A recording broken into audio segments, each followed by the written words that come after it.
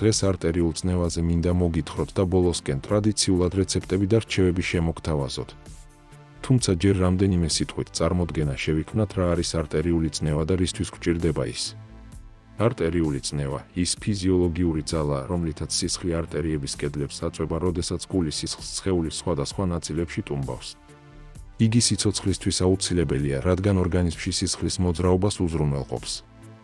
აი კონკრეტულად რატომ გვჭირდება არტერიული წნევა? წნევა უზრუნველყოფს იმას, რომ სისხლი გულიდან გამოდინდეს, არტერიებში იმოძრაოს და ამ გზით ყველა უჯრედი, ტვინი, თირკმლები, კუნთები და სხვა ჟანგბადითა და საკვები ნივთიერებებით მოამარაგოს და ორგანიზმიდან ნახშირორჟანგი და ნარჩენები გამოიდევნოს. არტერიული წნევა ორი მნიშვნელისგან შედგება: სისტოლური წნევა ანუ ზედა წნევა. ეს არის წნევა არტერიებში გულის შეკუმშვის სისტოლის მომენტში, როდესაც სისხლი ყველაზე დიდი ძალითაა გამოტყორცნილი. დიასტოლური წნევა ანუ ქვედა წნევა კი არის წნევა არტერიებში გულის მოდუნების დროს, შეკუმშვებს შორის და წნევა ყველაზე დაბალია. ნორმალურ არტერიულ წნევად ითვლება 180 მმ ვერცხლის წყლისსვეტი, სადაც 100 არის სისტოლური, ხოლო 80 დიასტოლური წნევა. არტერიული წნევის გაზომვა სისხლძარღვებისა და გულის ჯანმრთელობის მდგომარეობის შეფასების საშუალებას იძლევა. თუმცა ყველა ცოცხალ არსებას არ აქვს არტერიული წნევა ისე, როგორც ადამიანებს და სხვა ხერხემლიანებს. არტერიული წნევა დახურული სისხლის მიმოქცევის სისტემაში სისხლძარღვების კედლებზე სისხლის მიმოქცევით გამოწვეულ ძალას გულისხმობს. ეს დამახასიათებელია ხერხემლიანებისთვის, როგორიცაა ძუძუმწოვრები, ფრინველები, ქვეწარმავლები, ამფიბიები და თევზები და ზოგიერთი უხერხემლო ცხოველისთვის, რომლებსაც სისხლის მიმოქცევის ასევე ჩაკეტილი სისტემა აქვთ. თუმცა ბევრ უხერხემლოს აქვს ღია სისხლის მიმოქცევის სისტემა, სადაც სისხლი, ჰემოლიმფა არ შემოიფარგლება მხოლოდ სისხლძარღვებით, არამედ თავისუფლად მიედინება სხეულის ღრუებში. ამ ცხოველებში არ არსებობს ნამდვილი არტერიული წნევა, როგორც ეს განსაზღვრულია დახურული სისტემებისთვის, რადგან წნევა გაცილებით დაბალია და ნაკლებად რეგულირებული. არტერიული წნევა ჰომეოსტაზის მნიშვნელოვანი ბერკეტია. ამ ყველაფერს ტვინში არსებული სპეციალური უბნები მართავს, მაგალითად ერთ-ერთი მათგანი ჰიპოთალამუსია. ისინი სისხლის წნევას მუდმივად აკვირდებიან, წნევის ცვლილებაზე მყისიერი სიგნალი მიდის გულამდე და სისხლძარღვებამდე. ამ ყველაფერს ტვინის ეს უბნები აკვირდებიან, რადგან სისხლის წნევა პირდაპირ განსაზღვრავს, რამდენად კარგად მიეწოდება ორგანოებს ჟანგბადი და საკვები. ჩვენი ორგანიზმი ცდილობს არტერიული წნევა გარკვეულ დიაპაზონში შეინარჩუნოს, რათა ტვინმა ჟანგბადი არ დაკარგოს და არც მეტი მოუვიდეს, თირკმელებმა სისხლი სწორად გაფილტრონ, გული არ გადაიღალოს და წყობიდან არ გამოვიდეს. როგორ ახდენს ორგანიზმი წნევის რეგულაციას? ავტომატურად რეაგირებს გარემოზე და ცვლილებებზე, მაგალითად, დაწოლიდან ადგომისას, როცა სწრაფად ვდგებით, სისხლი გადავარდება ქვედა კიდურებში, წნევა ეცემა, ტვინს სისხლი აკლდება, ამან შეიძლება თავბრუსხვევა გამოიწვიოს. ორგანიზმი ამას იგრძნობს და წამებში, გული სწრაფად დაიწყებს ცემას, სისხლძარღვები შეიზღუდება, წნევა მალევე მაღლა აიწევს და ტვინს ისევ საკმარისი სისხლი მიეწოდება. მეორეა ფიზიკურ დატვირთვაზე რეაგირება, ვარჯიშისას კუნთებს მეტი სისხლი სჭირდებათ. გული უფრო ძლიერად და ხშირად ცემას იწყებს. წნევა იზრდება ფიზიოლოგიურად, რათა სისხლის დინება გაიზარდოს.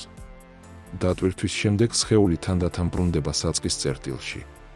მესამეა სტრესზე რეაგირება, ეგრეთ წოდებული გაიქეციანი ბრძოლე რეაქცია, როცა გეშინია ან ღელავ ტვინის საფრთხეს აფიქსირებს, შედეგად ადრენალინი გამოყოფა. ამას შედეგად გულის სწრაფი ცემა მოჰყვება, წნევა მაღლა იწევს და მობილიზებას, მზადყოფნას გრძნობ. ეს თავდაცვითი მექანიზმია და მას როგორც ზემოთ მოგახსენეთ, ჰიპოთალამუსი, შესაბამისი რეცეპტორები და ტვინის სხვა უბნები მართავენ. ტვინი მათ შორის არტერიული წნევას ინსტრუმენტად ხმარობს ჰომეოსტაზის შესანარჩუნებლად. ეს უკანასკნელი კი მყარი მდგომარეობა არ არის, არამედ დინამიური და მუდმივ ადაპტირებადი და მორგებადი. მაგალითად გარემო შეიცვალა. შენი ორგანიზმი ამ გარემოს მოერგება. ძალები აღარ გაქვს. ორგანიზმი დაღლით გაიძულებს და ისვენო. ტემპერატურა აიწია. ორგანიზმი შენს გასაგრილებლად ოფლს გამოყოფს. იყინები. ის კუნთებს დაჭიმავს და წნევას აწევს. რატომ არის ეს ყველაფერი მნიშვნელოვანი? თუ ჰომეოსტაზის დარღვევა ხდება, მაგალითად ქრონიკულად მაღალი ან დაბალი წნევის შემთხვევაში ორგანიზმი ზიანდება, ტვინი ვერ მუშაობს ეფექტურად, თირკმელები ფილტრაციას ვერ ახდენენ, შეიძლება გულის უკმარისობა განვითარდეს. ჰომეოსტაზი ჩვენი შიდა წონასწორობის მხარეა და არტერიული წნევა მისი ერთ-ერთი ყველაზე მნიშვნელოვანი რეგულატორია. საიდან მომდინარეობს ამ იდეალურად აწყობილ მექანიზმში არტერიული წნევის პრობლემები, ანუ მაღალი წნევა, ჰიპერტენზია, ან დაბალი წნევა, ჰიპოტენზია. ეს შეიძლება სხვადასხვა ფაქტორებით იყოს გამოწვეული. რა არის მაღალი არტერიული წნევის მიზეზები? მაღალი არტერიული წნევა არის მდგომარეობა, როდესაც სისხლი არტერიების კედლებზე ნორმაზე მეტი ძალით ზემოქმედებს, რაც დროთა განმავლობაში სერიოზულ ჯანმრთელობის პრობლემებს, მათ შორის გულის შეტევას, ინსულტს, თირკმლის დაავადებებსა და სხვა გართულებებს იწვევს. მაღალი წნევა წარმოიქმნება მაშინ, როდესაც გული გადატუმბავს მეტ სისხლს, არტერიები ვიწროვდება და სისხლის ნაკადის მიმართ წინააღმდეგობა იზრდება. ჰიპერტენზია ხშირად უსიმპტომოდ მიმდინარეობს და მხოლოდ გართულებების განვითარებისას იჩენს თავს, ამიტომ მას ჩუმკვლელსაც უწოდებენ. ის ხშირად ვითარდება თანდათანობით, წლების განმავლობაში, იდენტიფიცირებადი მიზეზის გარეშე. რისკ ფაქტორებს მიეკუთვნება გენეტიკა, ასაკი, სიმსუქნე, ცხოვრების პასიური რეჟიმი, მარილის მაღალი დოზებით მიღება, ალკოჰოლის ჭარბი მოხმარება, სტრესი და თამბაქოს გამოყენება. გამომწვევი ფაქტორები შეიძლება ასევე იყოს თირკმლის დაავადება, თირკმელზე და ჯირკვლის დარღვევები ან სიმსივნეები, ფარისებრი ჯირკვლის პრობლემები, ობსტრუქციული ძილის აპნოე, გულის თანდაყოლილი დეფექტები, გარკვეული მედიკამენტები, მაგალითად, ჩასახვის საწინააღმდეგო აბები, დეკონგესტანტები, არასტეროიდული ანთების საწინააღმდეგო საშუალებები. ან სხვა ხელშემწყობი ფაქტორები, მაგალითად ქრონიკული პირობები, როგორიცაა დიაბეტი, სტრესი და შფოთვა, მათ შორის თეთრი ხალათის სინდრომი, სადაც წნევა ექიმის ვიზიტის დროს იზრდება, კალიუმის დაბალი დონე, სოციალურ-ეკონომიკური ფაქტორები, როგორიცაა შემოსავალი, განათლება და სამსახურთან დაკავშირებული სტრესი. არტერიული ჰიპერტენზია არტერიული წნევის ისეთი მომატებაა, როდესაც სისტოლური წნევა 140, ხოლო დიასტოლური 90 აღემატება. ჰიპერტენზიის მთავარი ნიშნებია თავის ტკივილი, თავბრუხვევა, გულის ფრიალი, თვალებში ზეწოლა, კისრის დაჭიმულობა, უძილობა, აგზნებადობა. კრიზული მიმდინარეობისას ამას შეიძლება დაერთოს გულისრევა, პირღებინება, ცნობიერების ნაწილობრივი დაბინდვა ან გათიშვა, წონასწორობის დარღვევა, რის გამოც ადამიანი ეცემა ან ჯდება. დაბალი წნევის მიზეზებს კი მიეკუთვნება ორსულობა, გულის პრობლემები, მაგალითად გულის სარქლის დაავადება, გულის უკმარისობა, ენდოკრინული, ჰორმონალური დარღვევები, მძიმე ინფექცია, სისხლის დაკარგვა ან დეჰიდრატაცია, გარკვეული მედიკამენტები, მაგალითად მაღალი არტერიული წნევის, ანტიდეპრესანტების, შარდმდენები, ეხლა კი რაც დაბალ არტერიულ წნევას შეეხება.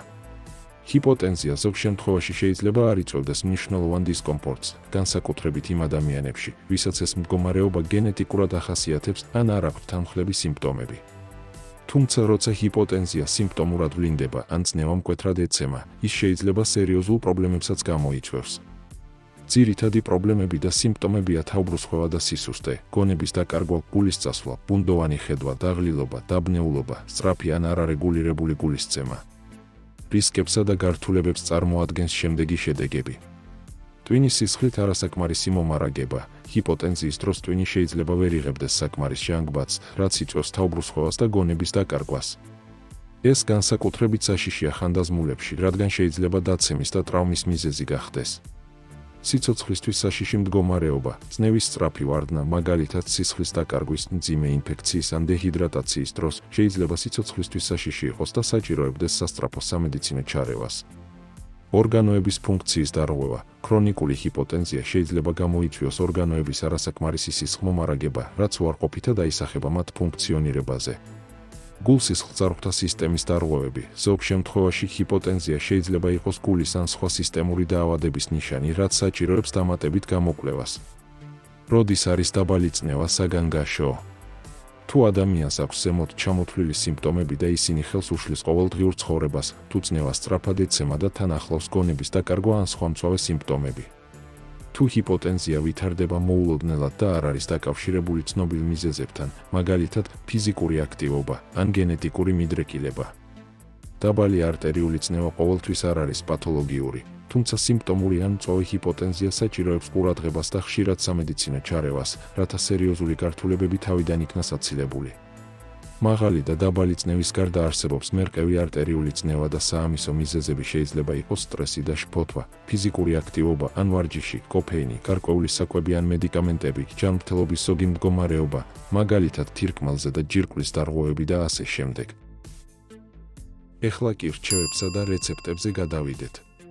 არტერიული წნევის ბუნებრივად შესამცირებლად საუკეთესო კვება კალიუმით, მაგნიუმით, ბოჭკოებით და ჯანსაღი ცხიმებით მდიდარ, ამავდროულად ნაკლებ მარილიან, ნაკლებ შაქრიან და ნაკლებ არაჟანსაღი ცხიმების შემცველ კვებას გულისხმობს. აქ უნდა დავძინოთ, რომ სასარგებლო ეს ყველაფერი მხოლოდ ზომიერად მიღების შემთხვევაშია.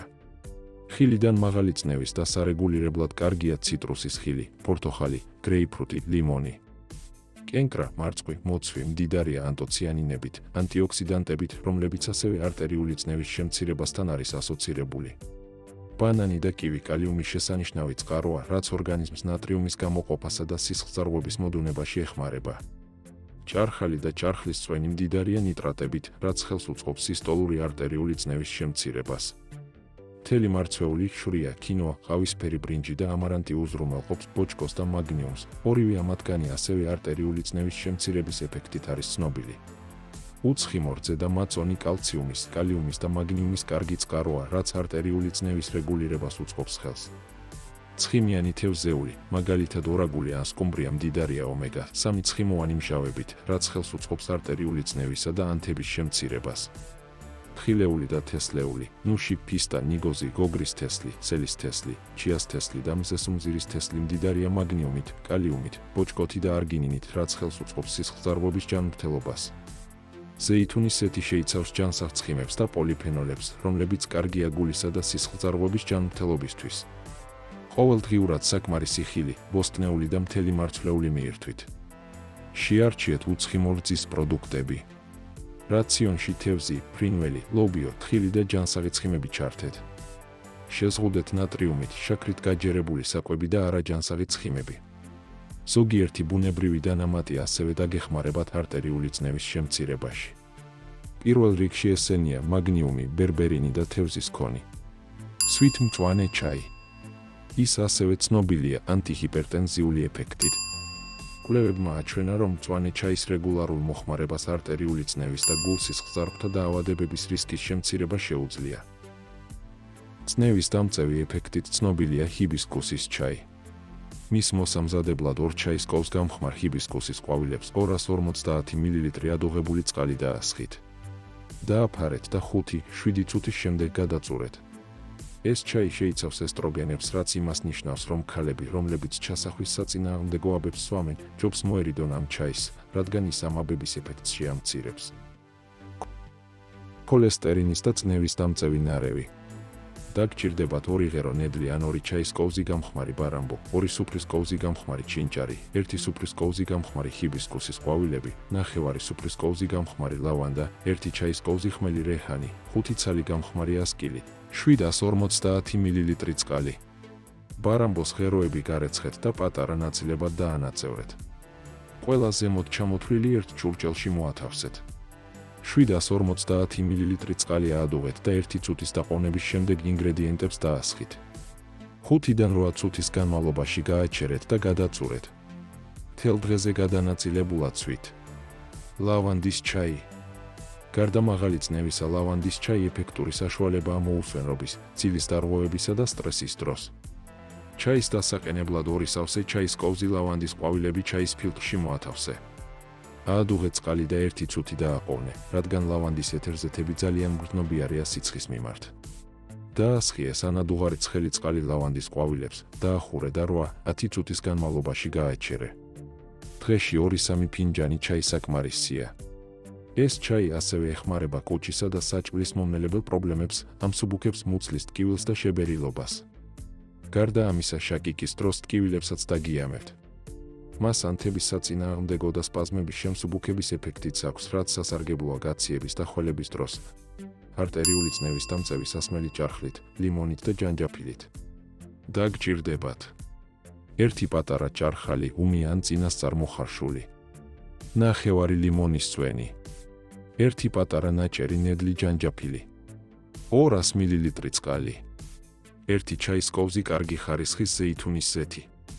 დაჭრილი ჭარხალი ლიმონის წვენთან, ჯანჯაფილთან და წყალთან ან ჩაისთან ერთად დააბლენდერეთ.